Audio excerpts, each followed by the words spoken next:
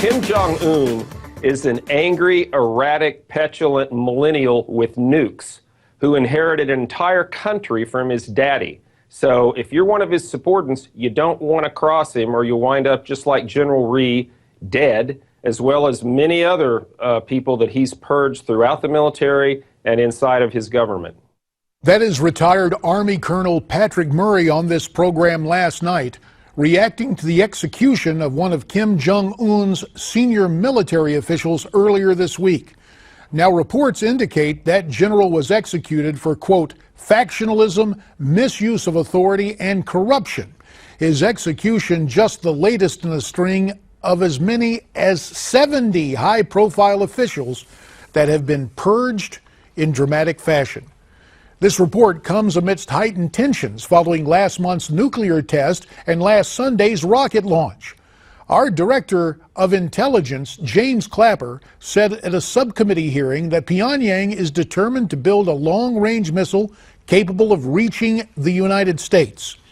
I recently spoke with the author and the president of the London Center for Policy Research, Herb London, and we began our conversation by asking this question.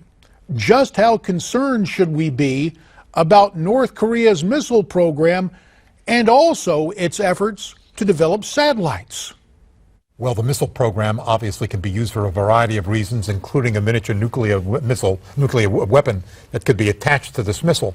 The more interesting thing is the nature of the orbit. Is the orbit going from east-west or north-south? If it's north-south, it's over North America for a longer period of time, which represents a potential threat to the United States, particularly an EMP threat to the United States. So it is something to be very much concerned about. And let's talk more about that because, as we understand, the flight path, the orbital pattern, took it over the West Coast and the site of Sunday's Super Bowl game. But you mentioned EMP, and we want to make sure people understand we're talking about electromagnetic pulse.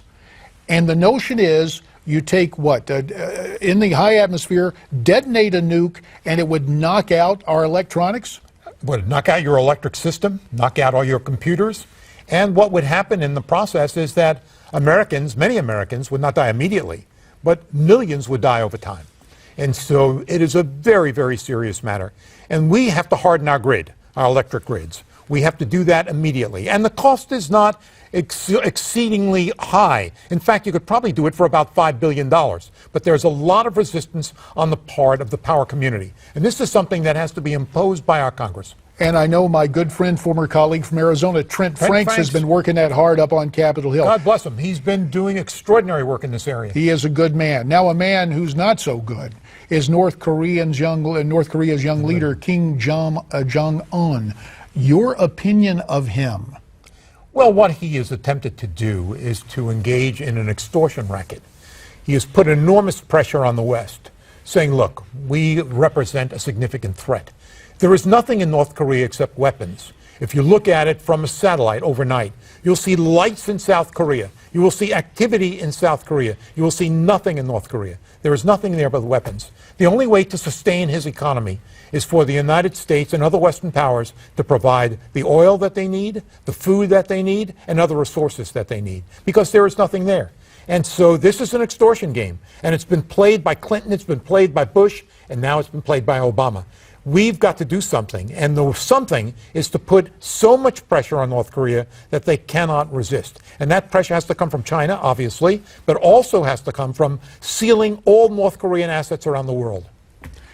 You mentioned 3 administrations, and when I was in Congress, I remember asking Bill Perry, then Secretary of Defense, about giving nuclear reactors to the North Koreans during the Clinton years. But it's been Clinton, Bush, now Obama. Have things gone from bad to worse in the Obama years? Well, I think that what you see in the Obama years is the weakness. Obviously, anyone who has seen this Iran deal, which is a catastrophe for the United States, recognizes that this government is in retreat. As a consequence, the North Koreans feel a lot more assertive than they did in the past, in large part because you cannot rely on the Obama administration to react in any other way but withdrawal. And it's been bad with North Korea, but even worse with ISIS? I think that the case of ISIS is another interesting example of creating a vacuum in the Middle East. That vacuum has been created by an administration that refused in a joint military operation to keep troops in Iraq. Had we kept troops in Iraq, it's very unlikely that ISIS would have formed. Let's look ahead to 2016 and the election coming up. In your opinion, who is the most qualified candidate to be commander-in-chief? We've got about 30 seconds. Well, I think that, again, I can't give you one name. I can tell you that in the case of the Democratic side, you've got Pinocchio running against Joseph Stalin. So I don't have any confidence there. And the Secretary of State, despite the fact that she had a position of some authority, did very little to promote the ideas that you and I care about. And in the Republican side, Trump really doesn't have any experience, hasn't expressed very much about foreign policy, and I'm not sure about the others either. But I do have a lot more confidence in the direction that the Republican Party is taking. The outspoken yet thoughtful Herb London, author of the book The Transformational Decade, the snapshots of a decade from 9/11 to the Obama presidency. We'll be right back.